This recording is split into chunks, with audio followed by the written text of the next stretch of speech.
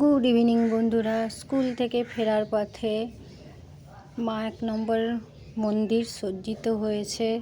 টোটোয় বসে বসে একটু মায়ের ভিডিও বানালাম। কত সুন্দর লাগছে এই মুহূর্তটা, যেন মনে হয় গাড়ি থেকে নেমে মায়ের মন্দিরে চলে যাই। সকলের মঙ্গল করো মা, সকল দর্শক যেন এসে তোমার প্রণাম করতে পারে সেই ক্ষমতাটুকু দিও। আর সামনেই দেখো জিলাপির একটা দোকান বসেছে, আরও কত কি নানান মেলা বসেছে। যাই হোক, বাড়ি চলে এলাম। আমার দুটো ছেলে জল ঢালতে যাবে মায়ের মণ্ডপে। আমাদের এটা জেলেপাড়ার মন্দির। গুড মর্নিং বন্ধুরা। এখানে গাছে ফুল ফুটেছে, খুব ভালো লাগছে দেখতে যে মায়ের পায়ে দিতে পারবো। চললাম, সন্ধে হয়ে গেল আবার মায়ের মণ্ডপে, আমাদের জেলেপাড়ায় মা শ্মশান কালী মন্দির। এলাম এখানে, জুতা খুলে প্রবেশ করব আর কি।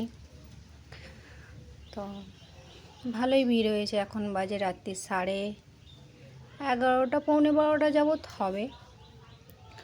চললাম মায়ের মন্দিরে, প্রবেশ করলাম। মাগো মা, সবাইকে ভালো রেখো।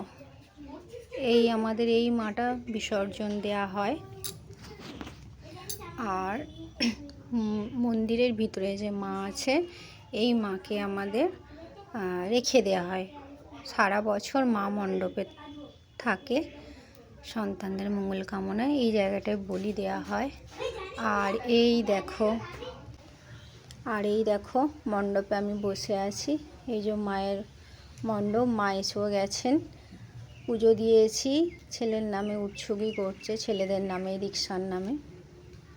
তো যাই হোক, পুজো দেওয়া হয়ে গেল। পুজো হতে আরও দেরি হবে, যার জন্য আমরা একটু বাইরে বেরিয়ে এলাম উৎসর্গী করতে দিয়ে, কারণ বাড়ি ফিরতে হবে। এইগুলো হচ্ছে সব আমার বান্ধবী, এসেছে সব ঠাকুর দেখতে। আর এই দেখো মণ্ডপের সামনেই একটু কিছুটা দূরে মাঠে, জেলেপাড়ার মাঠ।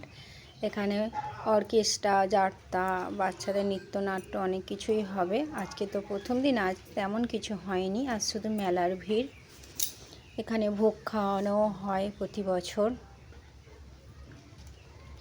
খুব সুন্দরভাবে পরিবেশন করা হয় এখানে। যে তোমরা আমার ভিডিও দেখছে চলে আসো, তবে কবে ভোগ খাওয়ানো হবে এখন আমি ঠিক বলতে পারছি না, সেইভাবে কথা হয়ে ওঠেনি কারোর সাথে। যাই হোক, মুখে মুখে ঠিকই মায়ের অন্নভোগের খবর পেয়ে যাবে নিশ্চয়ই। যাই হোক, খেলাধুলাগুলো দেখে বেশ ভালো লাগছে।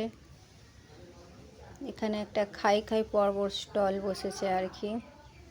এগরোল, ডিম সিদ্ধ, ঘুগনি, এইসব